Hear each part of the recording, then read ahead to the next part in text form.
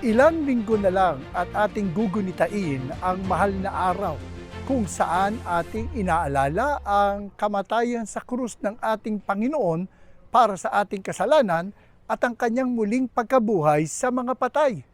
Subalit may mga nagtatanong kung talagang naganap ba ang mga ito. Makasaysayan nga ba ang kamatayan at muling pagkabuhay ng ating Panginoon?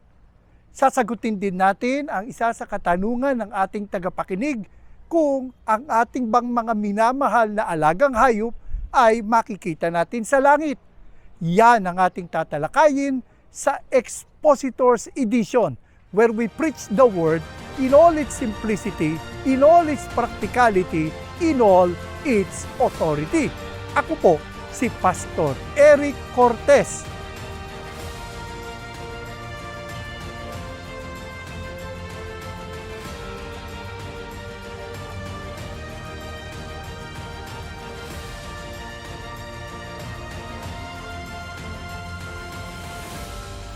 Bukod sa pagdiriwang ng Pasko, isa pa sa madalas kutyain ng mga hindi naniniwala sa Diyos ay ang pagsasagawa ng mahal na araw, kung saan ating inaalala ang kamatayan at ang muling pagkabuhay ng ating Panginoong Hesukristo. Ito ang pinakamahalagang aral ng ating pananampalataya.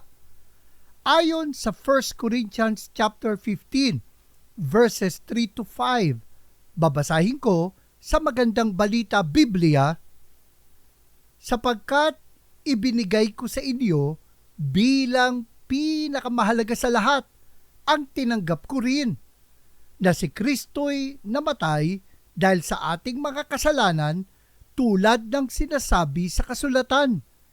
Inilibing siya at muling nabuhay sa ikatlong araw tulad din ng sinasabi sa kasulatan. At siya'y nagpakita kay Pedro at saka sa 12.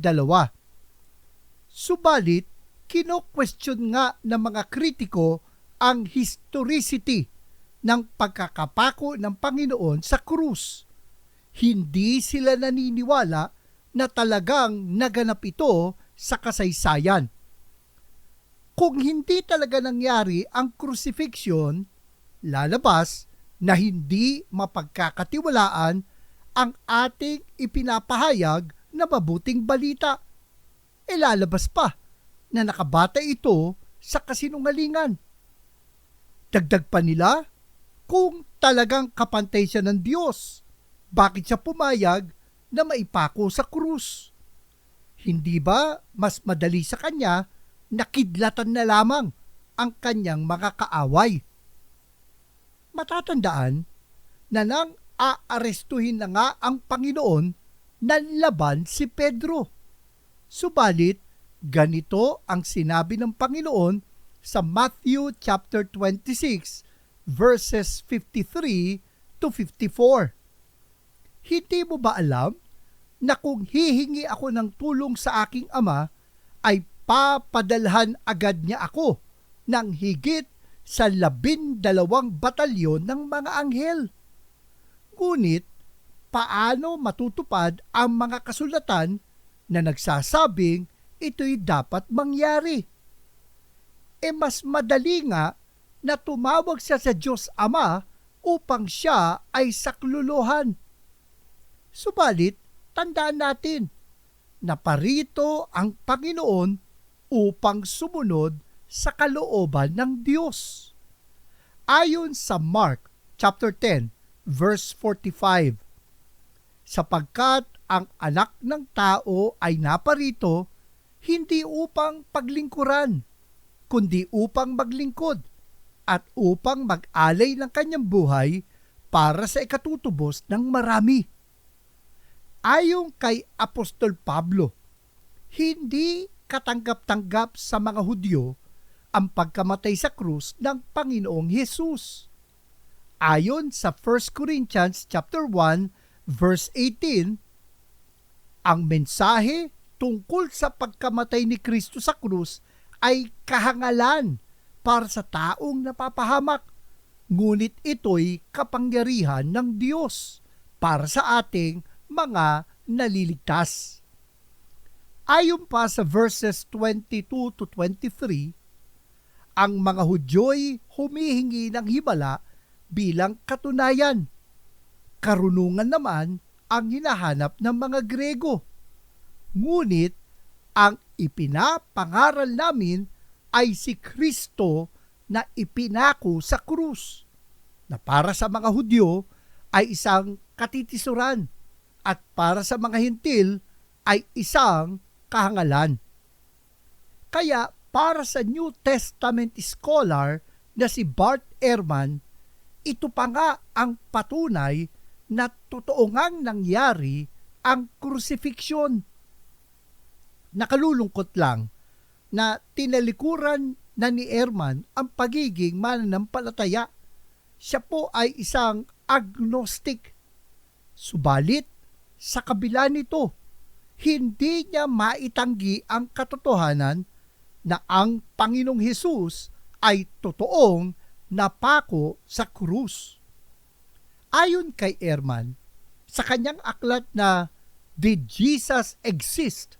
The Historical Argument for Jesus of Nazareth, who would make up the idea of a crucified Messiah? No Jew that we know of. And who were Jesus' followers in the years immediately after his death? Jews living in Palestine. Dahil nga katitisuran para sa mga Hudyo na ang Kristo'y ipapako sa krus, hindi maaaring gawa-gawa lang ito ng mga tagasunod ng Panginoon. Tandaan natin, ang mga unang tagasunod ni Jesus ay mga Hudyo. Ayon pa kay Ehrman, ito nga ang dahilan kung bakit sa umpisa ay inusig ni Pablo ang mga naunang Kristiyano. It is no wonder that Paul found their views so offensive.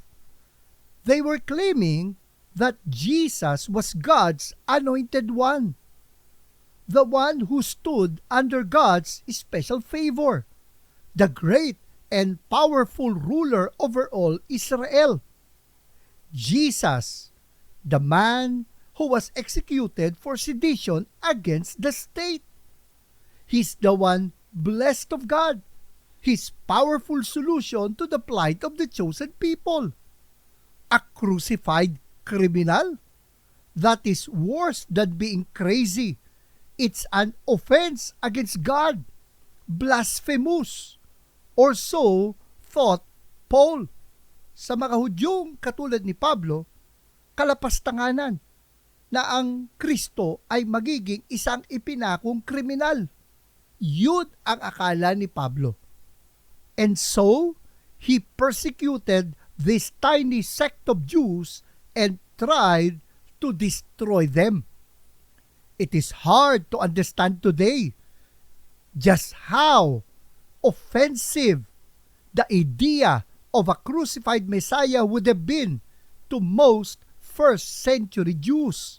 Ulitin po natin, it is hard today to understand just how offensive the idea of a crucified Messiah would have been to most first-century Jews. Kaya para kay Ehrman, historical o patay sa katotohanan ng kasaysayan na ang Panginoong Hesus ay namatay sa krus. Bagamat hindi sang-ayon si Ehrman na namatay ang Panginoon para sa ating kasalanan, lalabas na may batayan ang ating pananampalataya, may batayan ang ating katuruan na ang Panginoon ay namatay para sa ating mga kasalanan. Ayon pa kay Ehrman, if it is hard to imagine Jews inventing the idea of a crucified Messiah, where did the idea come from? It came from historical realities. There really was a man, Jesus. Since no one would have made up the idea of a crucified Messiah, Jesus must really have existed, must really have raised messianic expectations, and must really have been crucified. No Jews would have invented him. Jesus must really have existed, must really have raised messianic expectations, and must really have been crucified. Hindi katang-isip lamang ang batayan ng ating pananampalataya. Ito ay ayon sa kasaysayan. At dahil dito, hindi mawawala ng kabuluhan ang ating pagtitiwala para sa Panginoon. Ayon nga sa 1 Corinthians chapter 15, verses 1 and 2, mga kapatid, ngayoy ipinapaalala ko sa inyo ang magandang balitang ipinangaral ko sa inyo. Iyan ang magandang balitang inyong tinanggap at naging saligan ng inyong pananampalataya.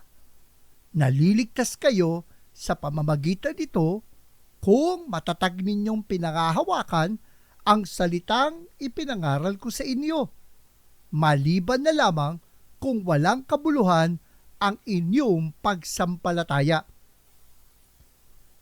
Yun nga lang, makabuluhan ang ating pananampalataya. Ito nga ang pinakabuod ng mensaheng ipinangaral ni Apostol Pablo. Ayon sa 1 Corinthians chapter 2 verse 2, sapagkat nung ako'y nariyan, ipinasya kong wala akong ibang ipapaalam sa inyo, maliban kay Hesukristo at ang kanyang kamatayan sa krus. Bago po tayo magpatuloy sa ating pagtalakay, maliban pa po sa aming YouTube channel, ang Expositors Edition ay mapapakinggan sa FEBC Bicol sa CARE 104.3 D-Way FM sa Bicol Region at sa FEBC Zamboanga sa 1116 DXAS Your Community Radio sa Zamboanga, Basilan, Sulu at Tawi-Tawi. Balik po tayo sa ating pong pagtalakay. Kino-question nga ng mga kritiko kung totoo ngang naipako ang Panginoong Hesus sa krus. Katugtong na rin doon ang kanilang question kung totoong nabuhay na muli mula sa mga patay ang Panginoon. Maging ang mga Hudyo noon ay hindi matanggap ang katuruan na ang Kristo ay mamamatay sa pamamagitan ng pagkakapako sa krus. Kaya nga sa 1 Corinthians chapter 1 verse 18, ganito ang ating mababasa. Tingnan natin sa Magandang Balita Biblia. Ang mensahe tungkol sa pagkamatay ni Kristo sa krus ay kahangalan para sa mga taong napapahamak. Ngunit ito'y kapangyarihan ng Diyos para sa ating mga naliligtas. Sa verses 22 to 23, ganito ang ating mababasa. Ang mga Hudyo'y humihingi ng himala bilang katunayan. Karunungan naman ang hinahanap ng mga Griego. Ngunit ang ipinapangaral namin ay si Kristo na ipinako sa krus, na para sa mga Hudyo ay isang katitisuran at para sa mga Hintil ay isang kahangalan. Kahit na tinalikuran na ng New Testament scholar na si Bart Ehrman ang pananampalataya, hindi pa rin niya maitanggi. Kahit na agnostic na siya, hindi pa rin niya maitanggi na historical o may batayan sa kasaysayan ang ating pananampalataya. Ayon kay Ehrman, sa kanyang aklat na Did Jesus Exist? The Historical Argument for Jesus of Nazareth, who would make up the idea of a crucified Messiah? No Jew that we know of. And who were Jesus' followers in the years immediately after his death, Jews living in Palestine. Hindi maaaring gawa-gawa lang ng mga sinaunang Hudyo ang salaysay tungkol sa kamatayan sa krus ng ating Panginoong Hesus. Ayon pa nga kay Ehrman, we do not have a shred of evidence to suggest that any Jews prior to the birth of Christianity anticipated that there would be a future Messiah who would be killed for sins or killed at all, let alone one who would be unceremoniously destroyed by the enemies of the Jews, tortured and crucified in full public view. This was the opposite of what Jews thought the Messiah would be. Then, where did the idea of a crucified Messiah come from? It was not made up out of thin air. It came from people who believed Jesus was the Messiah, but who knew full well that he had been crucified. Subalit, babanat pa rin ang mga kritiko. Kung hindi daw gawa-gawa ng mga Hudyo ang kamatayan ng Panginoon sa krus, inaakusa naman nila na kinopya lang daw mula sa mga Diyos-Diyosan ng mga pagano ang salaysay ng kamatayan at muling pagkabuhay ng Panginoon. Kumbaga, si Jesus daw nothing but a second-rate, trying hard, copy Christ. Subalit, ayon kay Traub N.D. Mettinger, sa kanyang aklat na The Riddle of the Resurrection, Dying and Rising Gods in the Ancient Near East, there is, as far as I am aware, no prima facie evidence that the death and resurrection of Jesus is a mythological construct, drawing on the myths and rites of the dying and rising gods of the surrounding world. There is, as far as I am aware, no prima facie evidence that the death and resurrection of Jesus is a mythological construct. Walang sapat na batayan na kinopya lang sa mga alamat, sa mga pagano, ang ating ipinapahayag na ang Panginoon ay namatay para sa ating kasalanan at muling nabuhay mula sa mga patay. Para sa mga pagano, ang sinasabing kamatayan at muling pagkabuhay ng kanilang mga Diyos-Diyosan ay yung karaniwang cycle o paulit-ulit, paikot-ikot na panahon ng tagsibol at taglamig, tag-init at taglagas, winter, summer, spring, fall. Hindi talaga ito maikukumpara sa ating ipinapahayag na kamatayan at muling pagkabuhay ng Panginoong Hesus. Sapagkat ating ipinapahayag na ang kamatayan at muling pagkabuhay ng Panginoon ay minsan lang mangyayari, once and for all, at hindi na mauulit pang muli. Ayon sa Hebrews chapter 9, verses 27 to 28, itinakda sa mga tao na minsan lang mamatay at pagkatapos ay ang paghuhukom. Gayon din naman, si Kristo'y minsan lamang inihandog upang pawiin ang kasalanan ng mga tao. Siya'y muling darating, hindi upang muling ihandog dahil sa kasalanan, kundi upang iligtas ang mga naghihintay sa Kanya. Ang ating ipinapahayag ay ang kamatayan ng Panginoon minsan lang mangyayari. His crucifixion is once and for all only. Minsan lang mangyayari at hindi na mauulit pang muli. Kaya hindi ito katulad nung supposedly death and resurrection ng mga Diyos-Diyosan. Dagdag pa dito, hindi naman mangungopya ang mga Hudyo mula sa mga pagano. Maaring ilang beses silang nailigaw ng mga Diyos-Diyosan, subalit sa kabila nito, para sa kanila, iba ang Diyos ng Israel sa mga Diyos-Diyosan. Idinadagdag nila ang pagsamba sa Diyos-Diyosan sa kanilang pagsamba kay Yahweh.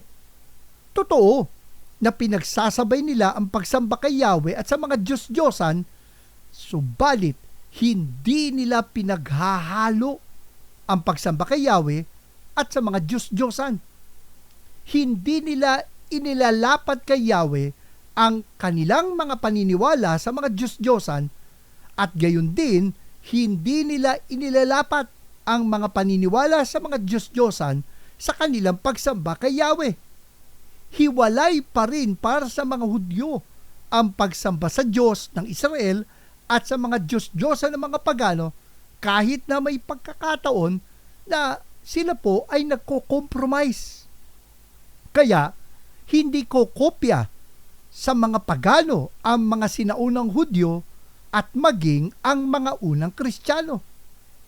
Lumalabas pa nga sa mga pag-aaral na mismong ang mga pagano ang kumopya sa mga Kristiyano. Ayon pa kay Ehrman, the idea of Jesus' resurrection did not derive from pagan notions of a God simply being reanimated.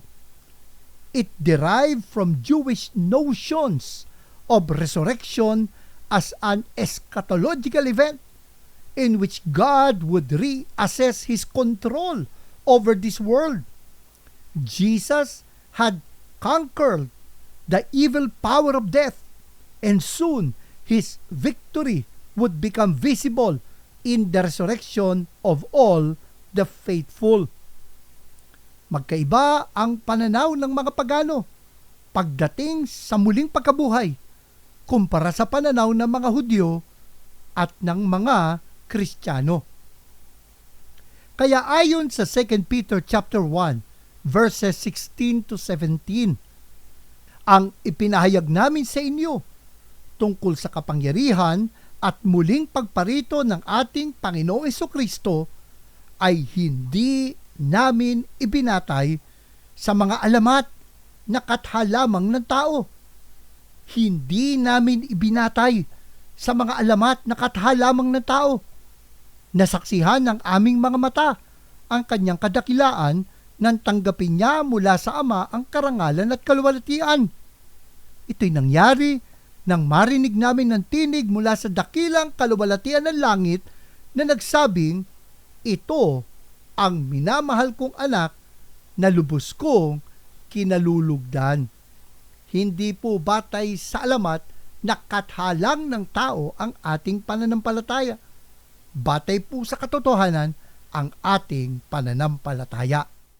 Bago po tayo magpatuloy sa ating pagtalakay, kung kayo po'y napagpapala ng ating mga episodes sa Expositors Edition, maaari po bang makisuyo na paki-like at paki-share?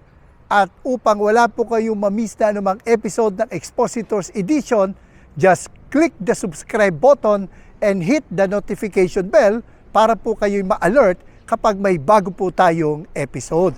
Balik po tayo sa ating pagtalakay. Mahalaga ang pagkamatay at muling pagkabuhay ng ating Panginoong Hesus sa ating pananampalataya.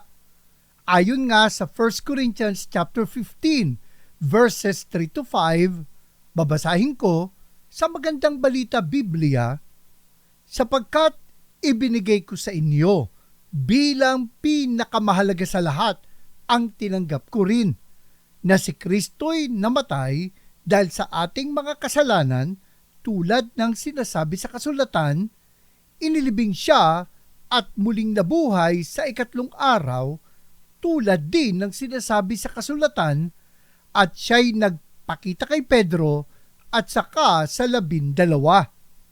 Kaya mahalaga din na totoo ngang naganap sa kasaysayan ang kamatayan at muling pagkabuhay ng Panginoon. Ito ang batayan ng ating mga itinuturo. Halimbawa, ayon nga sa verse 3, si Kristo'y namatay dahil sa ating mga kasalanan. Kung hindi totoong naganap ang kanyang kamatayan sa krus, hindi rin totoo ang katuruan na namatay ang Panginoon dahil sa ating mga kasalanan. At kung hindi totoong namatay ang Panginoon sa krus, hindi rin totoo na muli siyang nabuhay mula sa mga patay. Ang sabi nga sa verses 17 to 19, at kung hindi muling binuhay si Kristo, kayo'y nananatili pa sa inyong mga kasalanan at walang katuturan ang inyong pananampalataya. Hindi lang yan. Lilitaw pa na ang lahat ng mga namatay na sumampalataya kay Kristo ay napahamak. Kung ang pag-asa natin kay Kristo ay para lamang sa buhay na ito, tayo na ang pinakakawawa sa lahat ng tao. Kaya, paano natin papatunayan na talagang naganap sa kasaysayan ang batayan ng ating pananampalataya? Dito sa 1 Corinthians chapter 15, verses 3 to 5, makikita natin ang tatlong mga patunay na makasaysayan o batay sa katotohanan ng kasaysayan ang ating pananampalataya. Una, sabi sa verse 3, si Kristo'y namatay. Pangalawa, sabi sa verse 4, inilibing siya. Natagpo ang walang laman ang kanyang libingan. Pangatlo, ipinahayag ng mga alagad na nagpakita sa kanila ang Panginoon nang siya ay muling mabuhay. Ayon sa verses 4 and 5, siya ay muling nabuhay sa ikatlong araw at siya'y nagpakita kay Pedro at saka sa 12. Ang tawag dito ay the minimal facts approach. The minimal facts approach. Ayon kay Gary Habermas at Michael Licona sa kanilang aklat na The Case for the Resurrection of Jesus, the minimal facts approach considers only those data that are so strongly attested historically that they are granted by nearly every scholar who studies the subject, even the rather skeptical ones. We present our case using the lowest common denominator of agreed upon facts. This keeps attention on the central issue instead of sidetracking into matters that are irrelevant. This way, we can present a strong argument that is both supportable and compelling. Makikita natin na hindi mapapasubalian kahit ng mga hindi naniniwala sa muling pagkabuhay ng Panginoon na siya ay namatay, natagpo ang walang laman ang kanyang libingan at ipinahayag ng kanyang mga alagad na nagpakita siya sa kanila matapos mabuhay na mag-uli. Ang tanong, paano pinatunayan ang muling pagkabuhay ng Panginoon sa pamamagitan ng mga historical facts na ito? Magagawa ito sa pamamagitan ng tinatawag na abductive reasoning. Abductive reasoning. Ayon kay J. Warner Wallace, sa kanyang aklat na Alive, A Cold Case Approach to the Resurrection, abductive reasoning is inferring to the most reasonable explanation, inferring to the most reasonable explanation. We compare the evidence to the potential explanations and determine which explanation is, in fact, the most reasonable inference in light of the evidence. Sa abductive reasoning, ililista natin ang mga facts of the case o mga evidences. At pagkatapos, maglilista tayo ng mga paliwanag o explanations. Titimbangin natin alin sa mga paliwanag ang mas sinusuportahan ng mga ebidensya. Mas maraming ebidensya na naidugtong sa paliwanag, mas reasonable o malapit sa katotohanan. Halimbawa, may mga nag-aakusa, maniwala man kayo't hindi, may mga nag-aakusa na hindi daw talaga namatay ang Panginoon sa krus. Sa halip, sinasabi nila, hinimatay lang daw siya. Akala lang daw ng kanyang mga alagad na namatay siya. Kaya nang nagkamali siya at nagpakita sa kanila, inakala din lang daw nila na nabuhay ang Panginoon.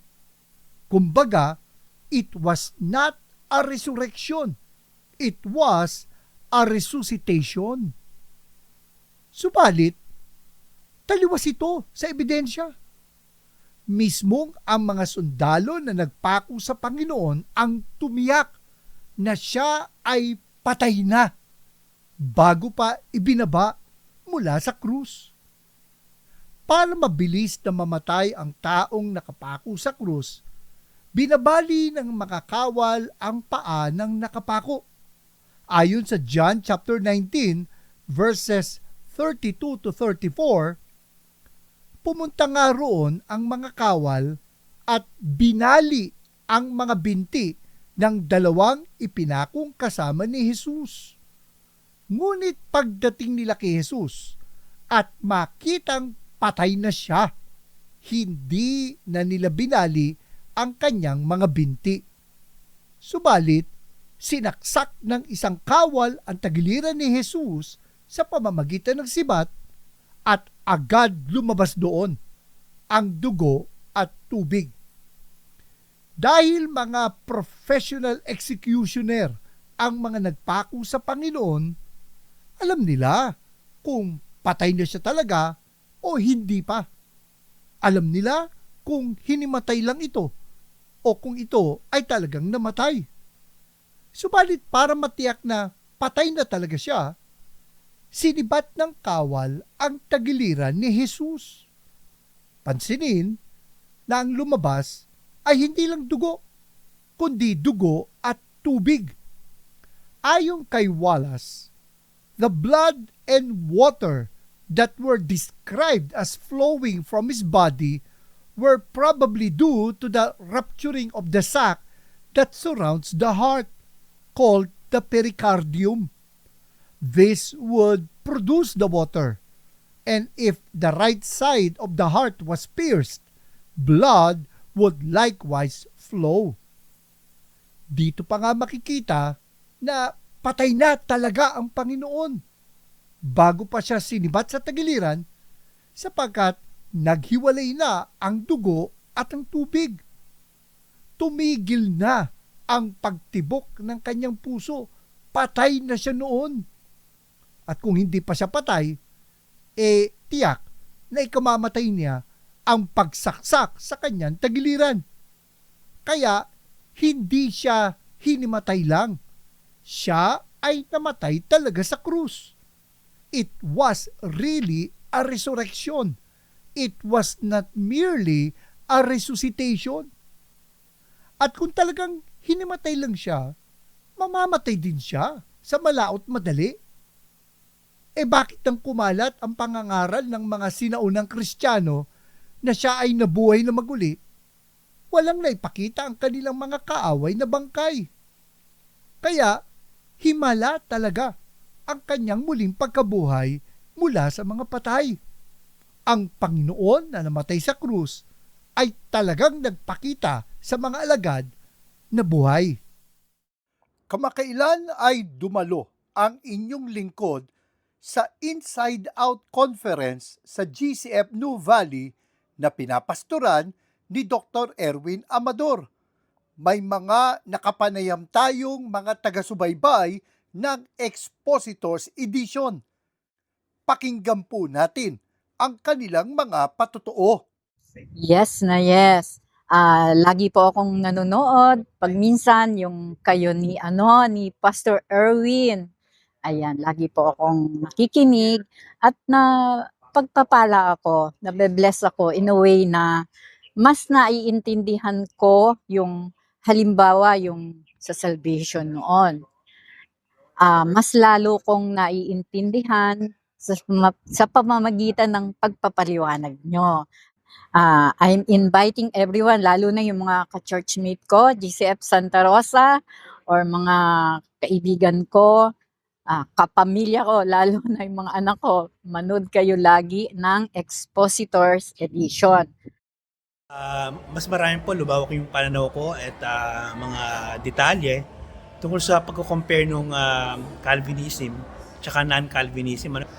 When I start following you, watching your YouTube, so the fact na Filipino siya, parang mas madaling i-absorb. Of course, yung mga Leighton Flowers, it's good, pero English medyo iba pa rin ng culture, by setting. So it helped na it's coming from a Filipino, na yung truths about yung ang sa belief ng Calvinism versus non-Calvinism, yung salvation by whoever believes versus sa tulip. So it really made a clear presentation, sa akin. Mas naintindihan ko, mas na-absorb ko yung sinasabi talaga ng Biblia. Mas naging matatag ako na tama ito, alam ko na whoever believes will be saved. Hindi siya predestined, hindi siya elected by God before the foundation of the world, kundi salvation is open to all whoever will believe in Jesus Christ. Inaanyahan ko po kayo, panoorin niyo po yung Expositors Edition. Napakalaking tulong po yun sa mga gustong mas malaman ang katotohanan about salvation primarily. Of course, there are other things na tinuturo din doon na napakaganda rin pong pag-aralan at pakinggan mula sa YouTube ni Pastor. Kasi po yung maganda po yung mga pagpapaliwanag doon, mga in-depth, tapos yung talagang maliwanag. Malinaw. Oo, tapos talagang makaka-encourage and deep to the word. Talagang talagang sa puso at talagang Yung pinaka-context talagang naroon. opo, nakaka-encourage po talaga na from the word na expound yung meaning at nakakatulong po sa amin. Mga brother, mga brethren, panoorin niyo po Expositors Edition at kayo din po ay mabe-bless. Mabibless, matututo kayo. Opo.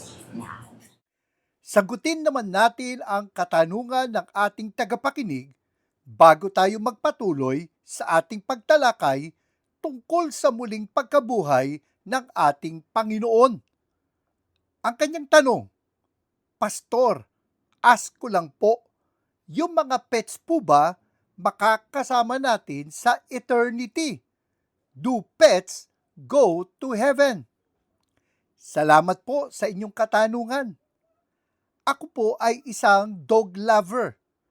Nakakaramdam din ako ng kalungkutan kapag namamatayan ng alagang aso. Kaya naiintindihan ko po kung bakit may mga tanong na katulad nito.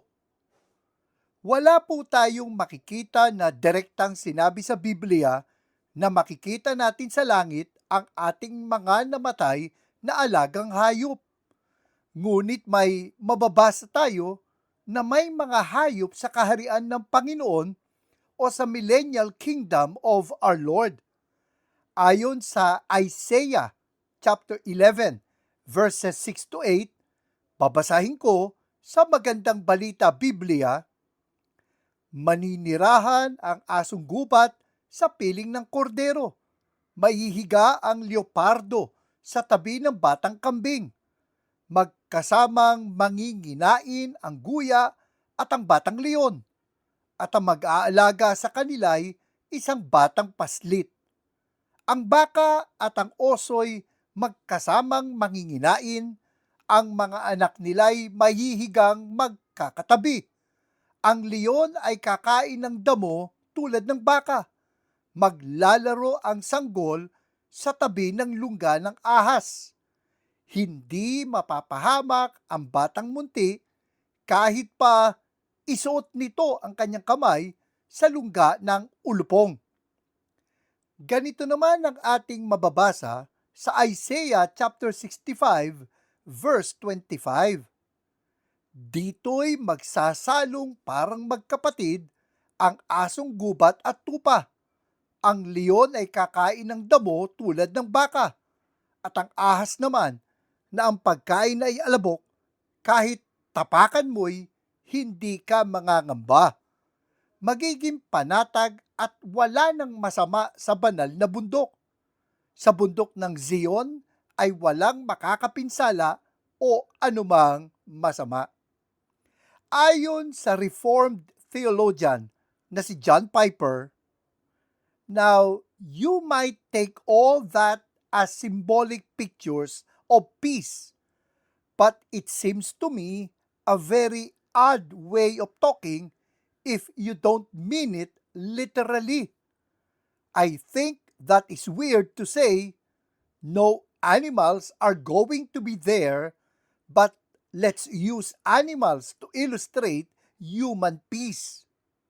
No, it looks to me like they are really going to be there. Did God create a group of beings only to destroy them in the end? A whole group like animals? Let's have animals for history and no animals for eternity? I doubt it. Did He create amazing diversity in the animal realm only to simplify everything by getting rid of that diversity in the age to come, so that you have stunning, amazed worship at God's diversity in creation in history? But you don't have it in the age to come? That is all gone? I doubt that. May mga hayop sa kaharian ng Panginoon. Ngunit atin ding mababasa sa Revelation chapter 21 verse 1 ang ganito. Pagkatapos nito, nakita ko ang isang bagong langit at isang bagong lupa. Wala na ang dating langit at lupa, wala na rin ang dagat.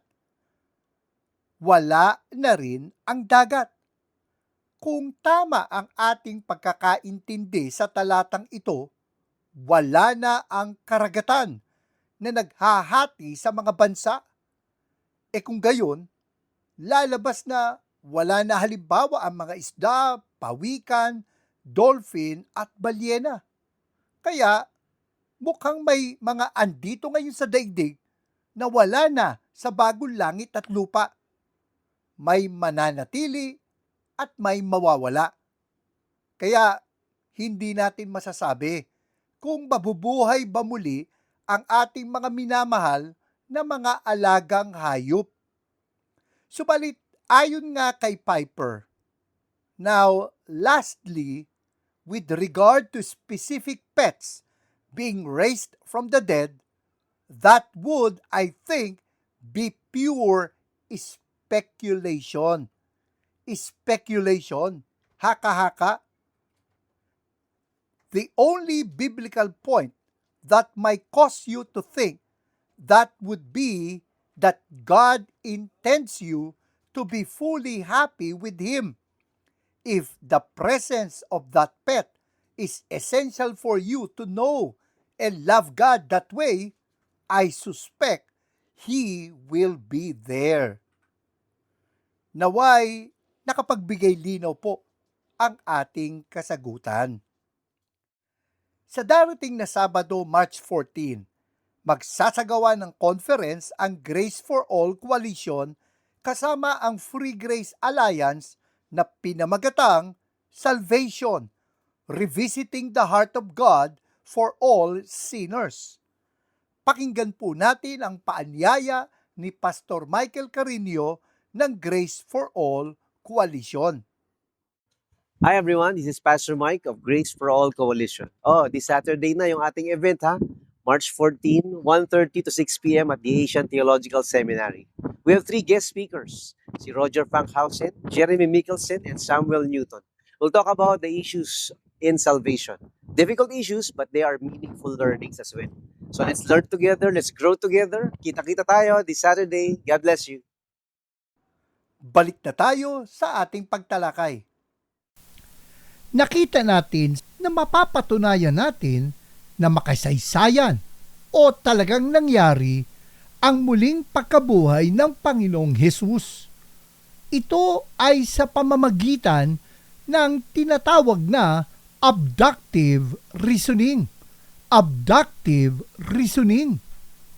Ayon kay J. Warner Wallace, sa kanya aklat na Alive, A Cold Case Approach to the Resurrection, abductive reasoning is inferring to the most reasonable explanation. Inferring to the most reasonable explanation.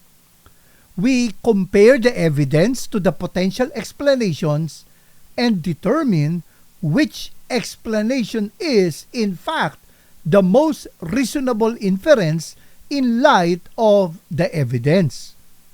Sa abductive reasoning, ililista natin ang mga evidences at pagkatapos maglilista tayo ng mga explanations. Titimbangin natin alin sa mga explanations ang mas sinusuportahan ng mga evidences. Ano ang mga evidences patungkol sa muling pagkabuhay ng Panginoon? Ayon sa 1 Corinthians chapter 15, verses 3 to 5. Babasahin ko sa Magandang Balita Biblia, sapagkat ibinigay ko sa inyo bilang pinakamahalaga sa lahat ang tinanggap ko rin, na si Kristo'y namatay dahil sa ating mga kasalanan tulad ng sinasabi sa kasulatan. Inilibing siya at muling nabuhay sa ikatlong araw tulad din ng sinasabi sa kasulatan. At siya'y nagpakita kay Pedro at saka sa 12.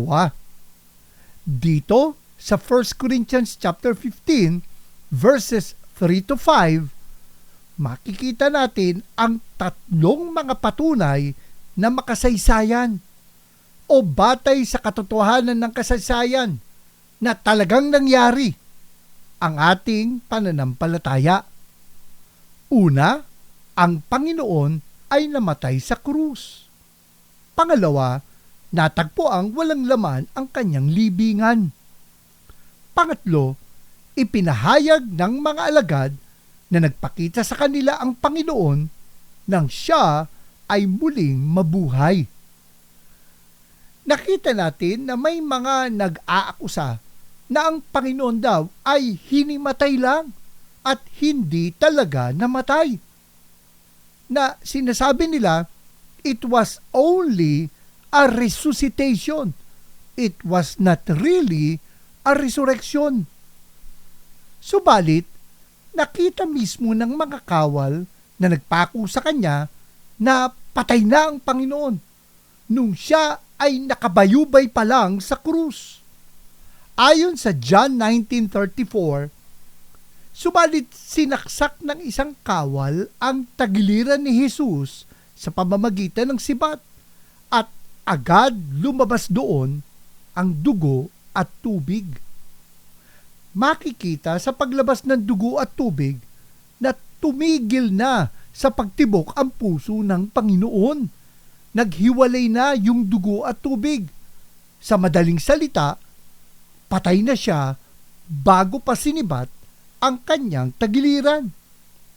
Kung hinimatay lang ang Panginoon, edi napaigik sana siya, napaungol sana siya nung sinaksak sa tagiliran. Kung hinimatay lang ang Panginoon, lalabas na hindi siya talaga muling nabuhay, kundi nagkamali lang siya. Subalit ang totoo, namatay siya talaga. Kaya lang makita siya ng mga alagad, hindi sila nagkamali ng akala. talagang nakita nila ang Kristo na muling nabuhay. Kung hinimatay lang ang Panginoon, sino naman sa mga alagad ang maniniwala na siya ay mahimalang nabuhay na maguli? Malamang ang makikita nila ay nangihina at halos mamatay na ang Panginoon. Hindi ito magdudulot ng tapang sa mga alagad. Mas mananaig pa ang awa sa kanila.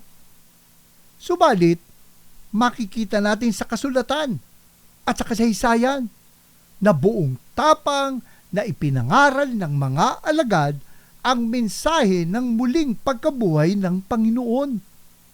Saan sila humugot ng tapang? Sa katotohanan na nakita nila ang nabuhay na maguling Panginoon. May mga nag-aakusa naman na nagkamali lang daw ng pinuntahang libingan ang mga alagad. Wow, mali lang daw. Kaya nang makita nila na walang laman ng libingan, inakala lang daw ng mga alagad na nabuhay muli ang Panginoon. Subalit, tandaan natin, inilibing siya sa libingan na pagmamay-ari ni Jose na taga Arimatea. Ayon sa Matthew chapter 27, verses 57 to 61, pagsapit ng dilim, dumating si Jose, isang mayamang taga Arimatea na tagasunod din ni Jesus.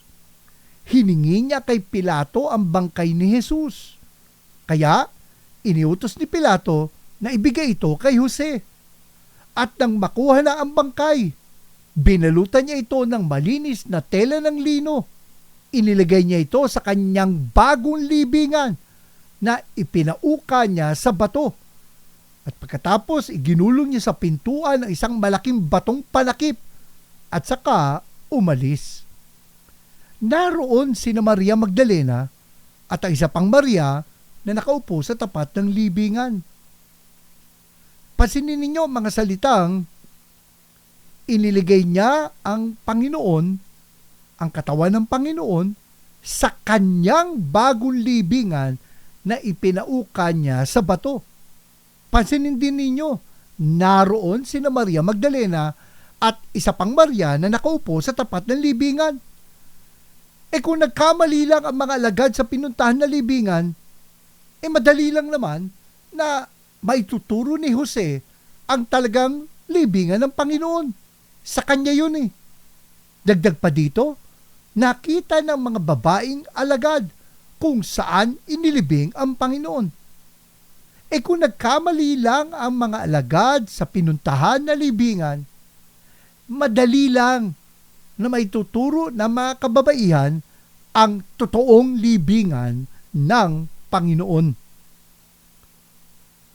At papayag ba ang mga kababaihang ito at si Jose na taga Arimatea na magsinungaling ang mga alagad sa kanilang pagpapahayag na siya ay nabuhay maguli kung nagkamali lang pala sila ng pinuntahang libingan? Sakali man na nagkamali ang mga alagad sa pinuntahan na libingan, sabihin natin na hindi sila itinuro ni Jose at ng mga babaeng alagad sa talagang libingan, mismong mga kaaway ng Panginoon ang nagbantay sa kanyang libingan. Mga kaaway, hindi mga kakutsaba. Ayon sa Matthew chapter 27, verses 62 to 66, kinabukasan, pagkatapos ng araw ng paghahanda, sama-samang nagpunta kay Pilato ang mga punong pare at ang mga Pariseo. Sinabi nila, naalala po namin na sinabi ng mapagpanggap na iyon nung siya'y nabubuhay pa, na siya'y muling mabubuhay pagkaraan ng 3 araw. Kaya pabantayan po sana ninyong mabuti ang libingan hanggang sa 3 araw. Baka pumunta doon ang kanyang mga alagad at kunin ang bangkay, at pagkatapos ay ipamalitang siya'y muling nabuhay. Ang pandarayang ito ay magiging masahol pa kaysa una. At sinabi sa kanila ni Pilato, kumuha kayo ng mga kawal at pabantayan yung mabuti ang libingan. Kaya pumunta nga sila roon at tiniyak na hindi mabubuksan ang libingan. Nilagyan ng tatak ang batong panakip sa libingan at pinabantayan ito sa kawal. Advance mag-isip ang mga kaaway ng Panginoon. Markado at gwardyado ng mga kawal ang libingan ng Panginoong Hesus. Sakali man na nagkamali ang mga alagad sa pinuntahan nilang libingan, ituturo mismo ng mga kaaway ng Panginoon kung saan siya talaga nakalibing. Baka ipakita pa yung talagang katawan. Titiyakin nila na mapapaya ang mga alagad. Hindi mananahimik ang kanilang mga kaaway sapagkat inakusahan nga sila ng mga alagad na sila ang pumatay sa Panginoon at ipinahayag ng mga alagad na nabuhay siya uli mula sa mga patay. Kaya hindi mananahimik ang mga kaaway. Sakali mang nagsinungaling ang mga alagad at nagkamali lang ng pinuntahang libingan.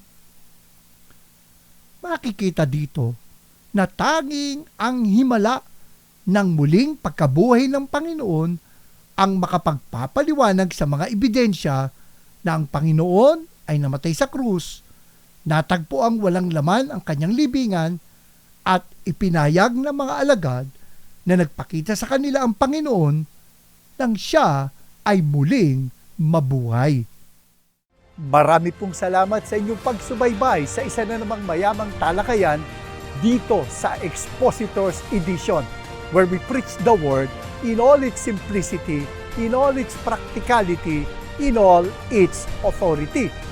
Ako po si Pastor Eric Cortez na nagpapaalala ang katotohanang nagpapalaya, katotohanang isinasagawa.